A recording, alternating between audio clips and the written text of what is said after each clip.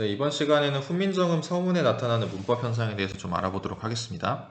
지난 영상에서 나왔던 문법 현상들은 간단하게 언급만 하고 넘어가고 새롭게 나온 현상들만 좀 간략하게 설명을 해보도록 할게요. 먼저 첫 번째 줄 보세요. 나란 말싸미, 이게 이제 1번이고 설명해야 될 게 중국에 달아, 이게 2번입니다. 문자와로 서로 사맞디 아니할세, 우리나라 말이 중국과 달라 한자와는 서로 통하지 아니하여서, 이런 문장이죠. 자, 첫 번째로 관형격 조사인데, 이 관형격 조사는 이제 관형어를 만들어주는 조사죠. 관형어라는 것은 체언을 수식해주는 문장 성분이죠. 그래서 관형격 조사는 현대국어에 뭐가 있습니까? 의가 있죠. 의. 예를 들어서 철수의 책, 그죠? 책을 수식해주죠. 철수의가. 의가 붙어서 철수가 책을 수식할 수 있는 단어가 된 거죠. 이런 걸 관형어라고 하고, 관형어를 이제 만들어주는 조사죠. 관형어를 만들어주는 조사, 체언에 붙어서. 과거에는 어떻게 쓰였는지 확인을 해보도록 하겠습니다. 의, 아이, 이가 있고, 그 다음에 시옷이 있죠. 먼저 의, 아이, 이는 환경에 따라 다르게 쓰이는 관형격 조사였어요, 옛날에. 의는 받침이 있는 체언, 마지막에 이제 받침으로 끝난 체언 중에서도 음성 모음으로 끝났을 때, 음성 모음이 마지막 음절에 포함되어 있을 때 의가 쓰였고, 아이는 똑같이 받침이 있는 음절로 끝났을 때 그 음절이 양성 모음이 있을 때 아이가 쓰였죠. 그러니까 이거는 모음 조화를 맞추기 위한, 모음 조화 지난 영상에서 설명했었죠? 모음 조화를 위한 이 형태입니다. 이 형태라는 것은 똑같은 형태소인데 환경에 따라서 형태가 바뀐다, 이런 말입니다. 그럼 이는 뭐냐면 체언이 모음으로 끝났을 때, 모음으로 끝났을 때 이가 붙었어요. 예시를 한번 볼게요. 예시 보기 전에 다른 것도 하나 봐야죠.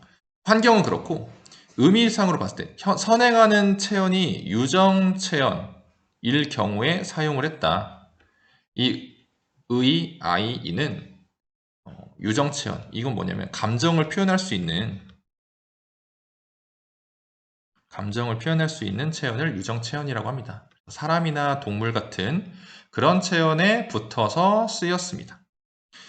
그럼 우리 한번 예시로 한번 분석을 해볼까요? 첫 번째 예시 보세요.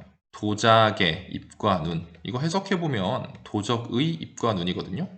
과거에 도적이 도작 이렇게 쓰였고, 또 관형격 조사 아이가 쓰였고, 여기에 입 뭐 이렇게 붙었죠? 입과 눈 해가지고 해석하면 도적의 입과 눈인데 왜 아이가 붙었을까? 보입니까 이게? 양성 모음이 쓰였죠. 모음 조화를 지켰고, 그리고 여기 받침도 있죠? 기억? 받침도 있고, 그래서 아이가 쓰였습니다. 의의 과거 형태 아이가 쓰였죠. 그 다음에 보면은 쇠머리 보세요. 쇠머리. 쇠가 소입니다. 옛날에 소.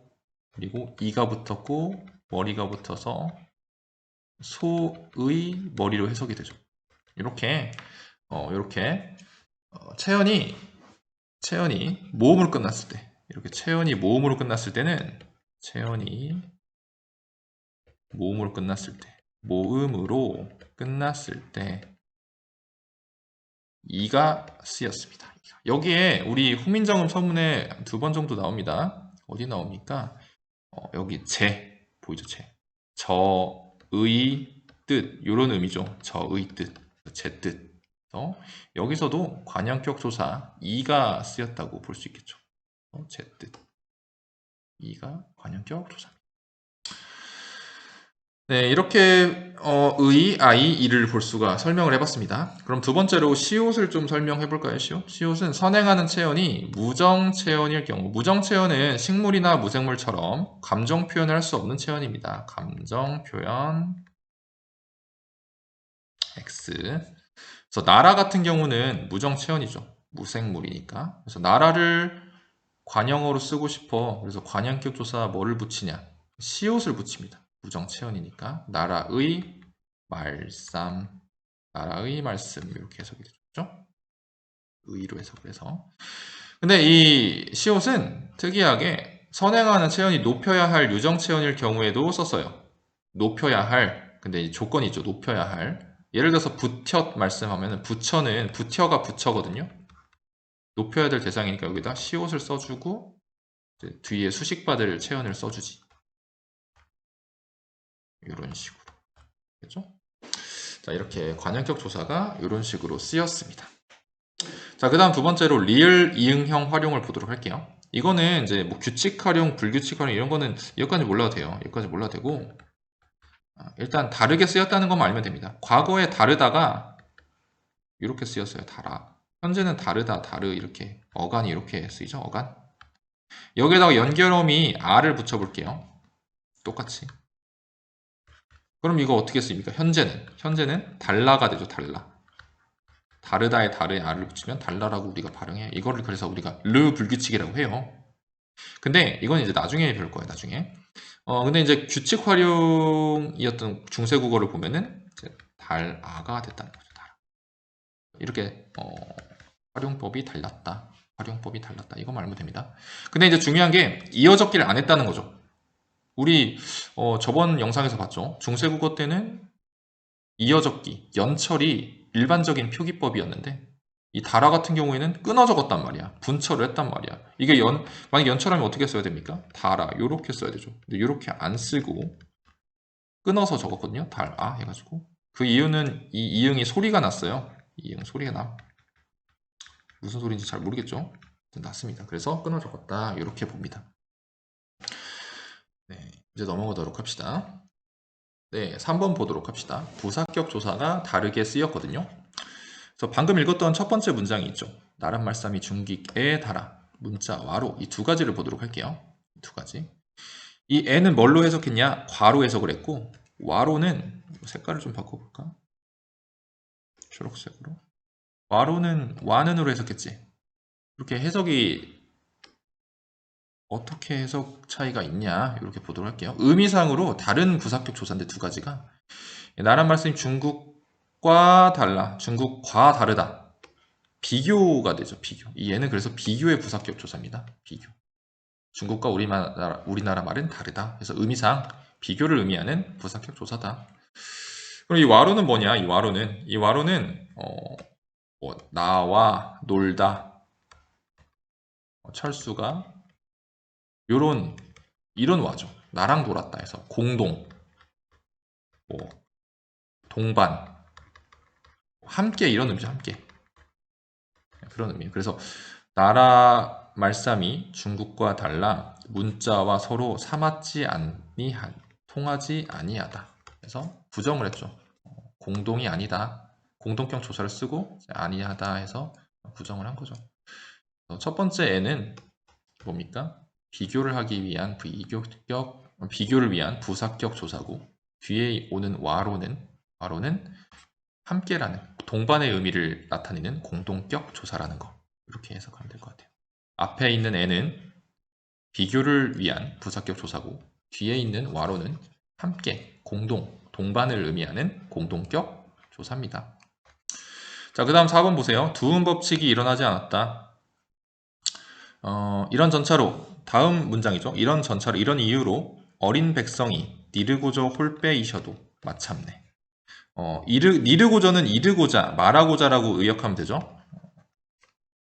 이 니르고저는 현대 국어로 쓰면 이르고자인데 두음 법칙이 일어나기 전의 형태로 쓰여져 있죠. 그래서 두음 법칙이 일어나지 않았다 이렇게 보는 겁니다.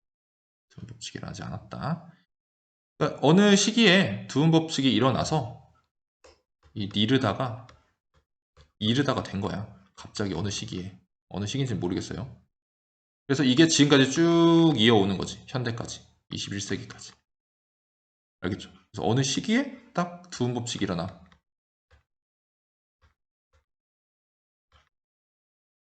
어느 시기에. 그래서 이 이르다로 형태가 바뀌어서 지금까지 이어져 오는 거지. 그러니까 과거에는 일어나지 않았다는 거죠. 이해되죠? 그 다음 5번 보세요. 국외음화가 일어나기 전. 이 국외음화는 디귿, 티읕이 지읒, 치읓이 되는 그런 현상을 말하죠. 뭘 만나서? 이나 반모음 이를 만나서 와 인접해서 이나 반모음 이와 인접해서 바뀝니다. 근데 과거에는 이 국외음화가 일어나지 않았다는 거지. 이것도 마찬가지예요. 과거에 이 D 보이죠? 제 뜻을 실어 펴디 못할 놈이 아니라 펴디가 펴지로 현재 발음이 되는데 이 D가 이 15세기에는 D라고 발음되다가 바로 7세기, 8세기 아마 근대국어 때 G로 바뀐단 말이야. 그래서 15세기 때는 국외음화가 일어나기 전, 17, 18세기에는 국외음화가 일어난 후, 그래서 이게 쭉 이어져서 21세기까지 G로 발음이 되는 거죠. 이 시기에 갑자기 어느 시기인가, 어느 시기 때인가, 근대국어 때 17세기 때쯤 이 시기에 갑자기 국외음화가 일어난 거죠. 갑자기 일어난 거죠. 쭉 이어진 거지. 국외음화 일어남. 그죠? 국외음화 일어나지 않음. 이해됩니까? 그 이유가 있어요. 이거는 중세국어 시기에는 지읒, 쌍지읒, 치읒, 그러니까 지읒, 치읒이 조음위치가 치음이었어. 이때까지만 해도 치음이었어. 치음. 지읒, 치읒이. 이거까지 몰라도 돼요. 외우지 않아도 됩니다. 이런 거 안 나옵니다. 근데 근대국어 때는 국외음으로 바뀌었죠. 경국외음이 됐습니다. 세입천장 소리죠. 이 지읒, 치읒이 세입천장 소리가 됐어. 그래서 적용이 되는 거죠. 과거엔 아니었거든. 그래서 이유는 그건데 이유까지는 몰라도 됩니다. 어쨌든 여러분 요거만 알면 돼요. 15세기에는 국외음화가 디귿이나 티읕이 이나 반모음 이를 만나도 국외음화가 일어나지 않았구나. 근데 근대국어 때는 일어났다. 그 일어난 형태가 현재까지 이어지고 있다. 이런 말이죠. 알겠죠? 넘어가도록 합시다. 네, 다음 내용 보도록 합시다. 여섯 번째 문법 현상이죠. 단어의 의미, 축소 및 이동 현상이 나타난 단어들이 있어요. 이게 첫 번째 어리다가 있죠. 이건 어디 나와 있냐면 여기 나와 있죠. 어린. 이렇게. 네. 색깔을 좀 바꿔볼까요? 놈은 여기 있죠. 놈이. 이어적기가 돼 있어서 형태소를 잘 분석을 해야죠. 여기 노란색으로 해볼까요? 어여삐. 이 어여삐는 똑같죠. 여기 있죠. 그래서 각각의 의미가 현대 국어와 비교해 봤을 때 어떻게 달라졌는지 한번 확인을 해 볼게요. 중세국어에서는 어리석다는 의미로 어리다를 썼는데 현재는 나이가 적다는 것을 의미하니까 의미가 완전히 바뀌었죠. 이동을 했다 이거죠. 이동. 놈은 과거에는 사람을 의미했습니다. 전체 사람을 의미했는데 지금은 이제 남자를 낮잡아 이르는 말이니까 축소가 된 거죠. 축소. 그러니까 전체 사람이라는 큰 범위에서 남자를 낮잡아 이르는 그런 범위로 축소가 됐죠. 그러니까 축소고 현재 의미는 그러니까 현재 의미로 봤을 때는 축소가 된 거죠. 어여삐는 불쌍히, 가엾게 이런 의미였는데 지금은 어여쁘다 하면은 뭐 사랑스럽다, 귀엽다 이런 의미니까 이 의미가 이동을 한 거지. 이것도 전혀 다른 의미로 이동을 했습니다. 네, 그래서 단어가 각각 어떻게 의미가 어떻게 축소됐고 이동됐는지를 확인을 해봤어요. 자, 이제 7번 문법 현상 봅시다. 원순 모음화가 일어나기 전이다 이렇게 설명이 써 있는데, 그러니까 이것도 마찬가지예요. 아까 얘기했던 것처럼 원순 모음화가 일어나는 시점이 있어. 예를 들어서 스물, 우리 지금 단어 이 스물을 가지고 예를 드니까 이걸 볼게요. 한번 15세기에는 스물이라고 발음하고 적었단 말이죠. 근데 이게 시간이 흐르면서 근대 시기에 17세기 정도? 이 정도에 스물이 됐다는 거죠. 왜 스물이 됐을까? 여기 써 있죠. 미음, 으로 인해서 으가 우로 변했어. 발음하기 편해서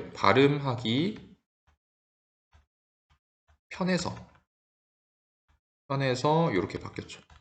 일단 우리 원순 모음이 뭔지는 알아야죠. 원순 모음은 입술을 동그랗게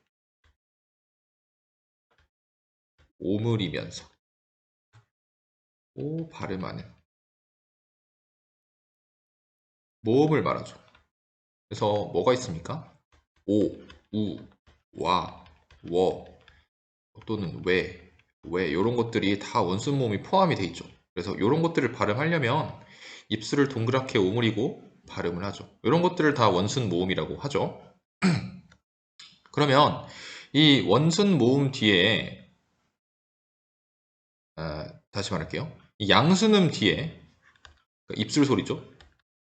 입술 소리 뒤에 원순 모음이 올 경우에는 발음하기가 더 편하지. 예를 들어서 여러분 발음해보세요. 물이랑 물 둘 중에 발음하기 뭐가 편합니까? 요게 더 편해요. 왜 편하냐면 미음은 입술 소리니까 입술을 붙였다 떼면서 소리를 내거든. 그 붙였다 떼면서 모아진 입술이 동그랗게 오므라져 있기 때문에 바로 동그란 모양을 잡기가 편한 거죠. 그래서 이 원순 모음을 발음하는 게 훨씬 편해요. 그래서 편하게 발음하려고 원순 모음화가 일어나는 거예요. 그래서 어느 기점으로 해서 이 17세기를 기점으로 해서 원순 모음화가 딱 일어나고 이 스물이라는 단어가 쭉 이어지는 거죠. 21세기까지 스물이 된 거죠. 그러면은 이 15세기의 스물은 뭐겠습니까? 원순 모음화가 일어나기 전이다. 이렇게 생각하면 되겠죠? 원순 모음화가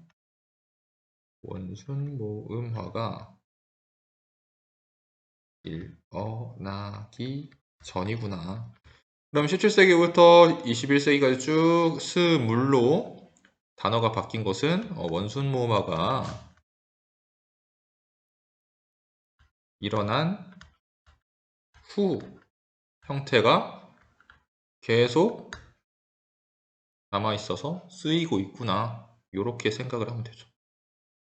네, 여기까지가 훈민정음 서문에 나타난 문법 현상들이었습니다. 네, 그러면 마지막으로 전체적으로 쭉 정리를 한번 해볼게요. 어떤 현상들이 어디에 나타났는지. 자, 첫 번째 문장에 여기 관형격 조사 시옷이 보이죠? 관형격 조사 시옷. 이 시옷은 무정명사에 붙어서 관형어를 만들어주는 관형격 조사였습니다. 무정명사 나라에 붙었죠. 그리고 요거는 주격조사죠. 주격조사 이가 쓰인 게 보이죠? 이는 선행체언이 받침이 있을 때 쓰인이죠. 주격조사가 변화하는 형태인 세 가지 형태 꼭 기억해 놓으세요. 전 영상에 설명이 되어 있죠. 그리고 이 n은 뭡니까? 비교를 의미하는 비교 조사격 조사였죠. 이 달아는 현대 달라와 차이점을 보이죠? 활용 형태가 규칙 활용이었고 지금은 이제 불규칙 활용, 르불규칙 활용이죠. 그리고 기억해야 될 게 뭐였습니까? 이 달아는 끊어적기가 돼 있죠. 이어적기가 돼 있지 않다. 다시 써볼게요. 이어적기 안 돼 있고 뭡니까? 끊어적기가 돼 있죠. 그렇죠? 달아는 이렇게 돼 있죠. 문자 와로, 이 와로는 무슨 의미로 해석한다고 했죠? 이 와로는 공동, 여기 동반 이런 의미죠. 공동격 조사라고 했었죠. 공동의 부사격 조사, 공동, 동반, 함께 이런 의미예요. 이런 의미의 부사격 조사입니다. 서로 삼았디 아니할세, 서로 통하지 아니하여서 이런 전차로 어린, 이건 의미의 이동이죠. 과거에는 어리석다, 지금은 나이가 어리다. 백성이 여기 주격조사 2 보이죠? 주격조사 2, 주격조사 2. 니르고저, 니르고저는 뭡니까? 두음법칙 적용 안 돼 있다. 두음법칙 X, 그죠? 그리고 홀빼이셔도, 홀바가 있어도 여기 주격조사 뭡니까? 2가 쓰였죠. 요 2는 반모음이나 모음 2가 아닌 모음으로 끝난 선행체언이 앞에 있을 때 이 모음 2만 쓰죠. 이응 없이. 이셔도 마침내 제 뜻을, 이 제에서 뭡니까? 관형격 조사. 이가 보이죠? 관형격 조사 이는 어느 경우에 쓰입니까? 모음으로 끝난 체언이 앞에 있을 때 이를 써서 의의를 나타냈다. 그래서 저의 뜻을, 어두자음군 보이죠? 어두자음군. 실어 펴디 뒤에서 부계음화 적용 전입니다. 적용이 되지 않았다. 못할 놈이 한이라 많다. 이 놈이 의미의 축소였죠. 그렇죠? 많구나. 내 일을 위하여. 여기에 또 주격조사 이가 보이죠? 이를 위하여 어여삐 여겨. 여기 또 의미의 이동이 보이죠? 과거에는 가엾게 불쌍하게, 지금은 예쁘다 귀엽다 뭐 이런 의미죠. 새로 스물, 이 물이 뭡니까? 원순모음화 전입니다. 전에는 물이라는 형태가 쓰였고 17세기에 물로 바뀌고 지금까지 이어져 오고 있죠. 그래서 17세기에 원순모음화가 적용되고 쭉 같은 형태로 쓰이고 있다. 그 전에는 원순모음화가 적용되기 전 이전의 형태가 물이었다. 물. 여듭자를 맹간온이 만들었으니 사람들로 하여금 수비 쉽게, 여기 비읍 순경은 보이네요. 익혀서 날로 쑤매. 이 쑤매 음이 보이죠. 이 음은 뭐였습니까? 명사 형 어미라고 했죠. 명사형 어미 형태가 음으로 구분이 됐습니다. 편안케 하고자 할 따름이니라. 여기 어두자음군 또 보이죠? 어두자음군 보이죠. 그리고 여기 니겨도 요것도 이제 보니까 두음 법칙이 적용되지 않았네요. X죠. 이렇게 나와 있는 문법 현상들을 전체적으로 쭉 설명을 해봤습니다. 자세한 설명들은 이전 영상 설명에 다 해놨으니까 이해가 잘 안 되는 학생들은 한번 들어서 확인을 해보면 될 것 같아요. 자, 모두 수고하셨습니다.